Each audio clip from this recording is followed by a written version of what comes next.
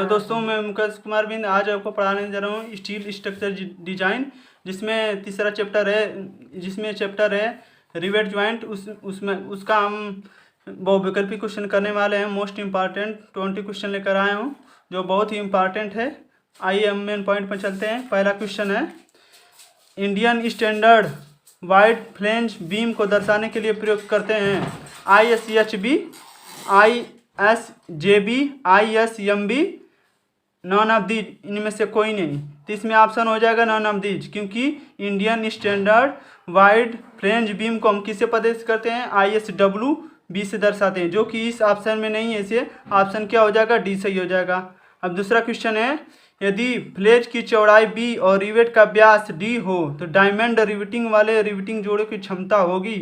इसमें से option A दिया है B माइनस डी बटा B, B माइनस 2D बटा B माइनस 2D बटा के B माइनस D बटा के D, B माइनस 2D बटा के D।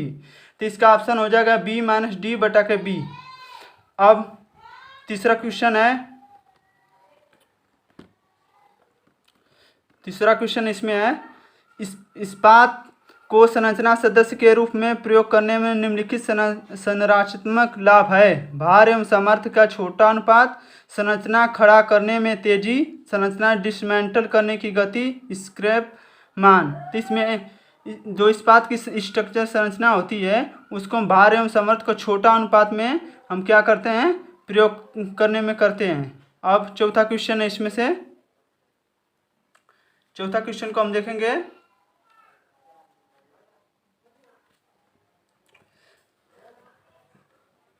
तनाव सदस्य जिसमें 20 mm से अधिक व्यास के रिवेट का प्रयोग किया गया है तो रिवेट क्षेत्र का व्यास निम्न में बराबर होगा। यानी जो टेंसाइल मेंबर है उसमें 20 mm से अधिक व्यास का होगा तो रिवेट का प्रयोग किया गया है, तो रिवेट क्षेत्र का व्यास निम्न में से किसके बराबर होगा? रिवेट का व्यास प्लस 3 mm, रिवेट का व्यास प्लस 2 mm, रिवेट का व्यास प्लस 1.5 mm, रिवेट का व्यास। यानी जब हम 25 mm से ज़्यादा होती है रिवेट का व्यास उसमें हम 2 mm जोड़ देते हैं। यानी इसका ऑप्शन क्या हो जाएगा? बी सही हो जाएगा। यानी 25 mm से कम रहेगा रिवेट का व्यास उसमें 1.5 जोड़ते हैं। अगर 25 से ज़्यादा उसका डायमीटर रहेगा रिवेट का तो उसमें क्या है? 2 mm जोड़ते हैं। आइए हम पाँचवा क्वेश्चन पर चलते हैं।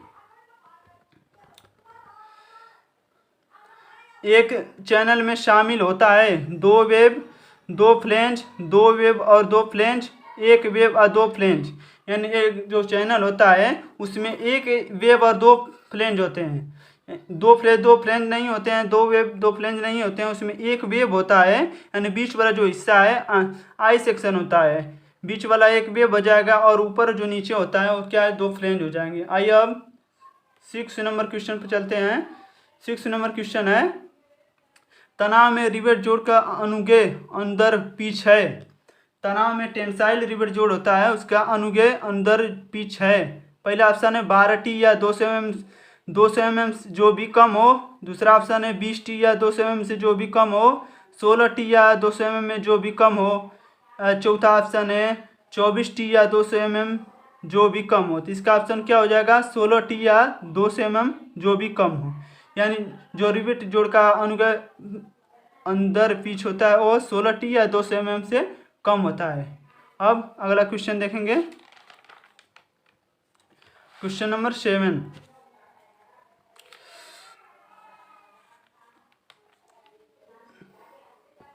क्वेश्चन नंबर 7 है, बल्ब कोड़ी खंड या एंगल का उपयोग में होता है डैश में होता है।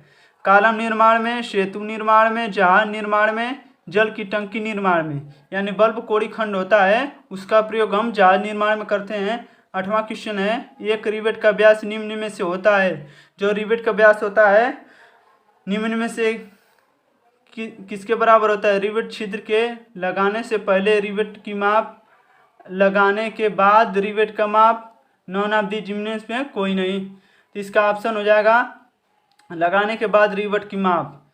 अब 9वां क्वेश्चन है, 9वां क्वेश्चन इसमें इस्पात में कार्बन में प्रयुक्त की वृद्धि के साथ डैश घटती है? शक्ति, कठोरता, भंगुरता, नमनीयता। जो इस्पात में कार्बन का प्रतिशत होता है किसके साथ घटती है, तो नमनीयता यानी डक्टिलिटी के साथ क्या होती है, घटती है। अगला क्वेश्चन है,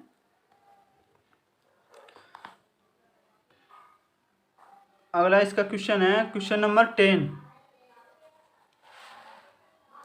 क्वेश्चन नंबर 10 है, एक एक रिवेट जोड़ हेतु धारण क्षमता का मान होता है, एक रिवेट जोड़ हेतु धारण क्षमता का मान होता है डी गुणे टी गुणे एफ, 2D गुणे टी गुणे एफ, 2D स्क्वायर गुणे टी गुणे F B, none of these. तो इसका ऑप्शन हो जाएगा डी गुणे टी गुणे एफ बी। अब 11 नंबर क्वेश्चन है, Indian standard long legged T bars को दर्शाया जाता है। इसको किससे दर्शाते हैं हम, ICLT से, ISJT से, IWST से, नॉन ऑफ दीज। इसको किससे प्रदर्शित करते हैं, ISTT। यह अंग्रेजी में टी आकार का होता है, इसमें एक वेब तथा एक फ्रेंज होता है। जो ISST होता है इसमें एक फ्रेंज होता है और एक वेब होता है। अब 12 नंबर क्वेश्चन है,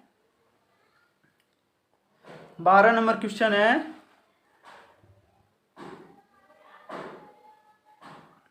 पॉइजन अनुपात आमतौर पर माना जाता है 0.150, 0.200, 0.300, 0.350। तो ऑप्शन तीसरा हो जाएगा 0.300। अब नेक्स्ट क्वेश्चन पर चलते हैं।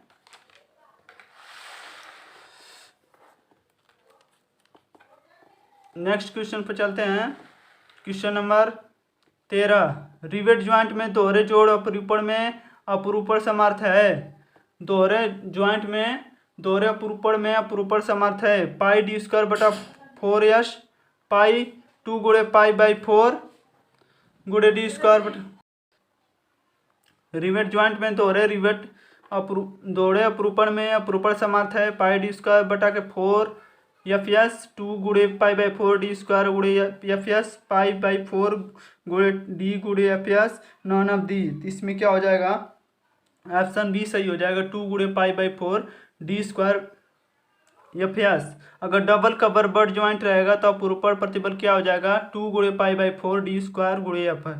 अगर सिंगल कवर बट ज्वाइंट रहेगा उस वहाँ पर क्या होता है, अपरूपण प्रतिबल का मान कितना होता है, पाई बाई 4 डी स्क्वायर गुणे FS। अब 14 नंबर क्वेश्चन पर आते हैं। 14 नंबर क्वेश्चन है, रिवेट का मान बराबर होता है, rivet value is equal to. तो रिवेट का मान बराबर होता है रिवेट के रिवेट समर्थ का, रिवेट में रिवेट समर्थ का, धारण में रिवेट समर्थ का, तनन में रिवेट समर्थ का, ए और बी दोनों में जो न्यूनतम, यानी इसमें से जो न्यूनतम आएगा जिसका मान मिनिमम आएगा वही क्या हो जाएगा, उसका रिवेट का वैल्यू हो जाएगी।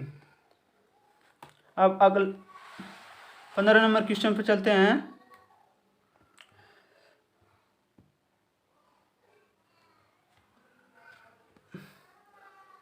मोस्ट एप्रोप्रिएट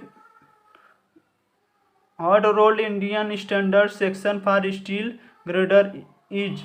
स्टील गटर के लिए सबसे उपयुक्त गर्म बेल्लित वाला अनुभाग है ICMB, ISLB, ISWB, ISHB। यह सेक्शन आई खंड होता है, मतलब ये वाला जो सेक्शन होता है ICMB वो क्या होता है, आई सेक्शन होता है। अब अगला क्वेश्चन चलते हैं, क्वेश्चन नंबर 16। क्वेश्चन नंबर 16 है, when two plates are placed into end are joined by cover plate, the joint is known as। जब दो प्लेटें किनारों को जोड़कर रखी जाती हैं और उन्हें कवर प्लेटों से जोड़ा जाता है तो ऐसे जोड़ को कहते हैं चढ़ाव जोड़, लेप ज्वाइंट, टक्कर जोड़, बट ज्वाइंट, सम्मुखी रिवेटेड चढ़ाव जोड़, द्विव आवरण टक्करी जोड़। इसमें क्या हो जाएगा, ऑप्शन नंबर बी यानी टक्कर जोड़। जब दो प्लेटें किनारे को जोड़कर रखी जाती हैं तो वहाँ पर क्या होता है, टक्कर जोड़ होता है। अगला क्वेश्चन चलते हैं, क्वेश्चन नंबर 17।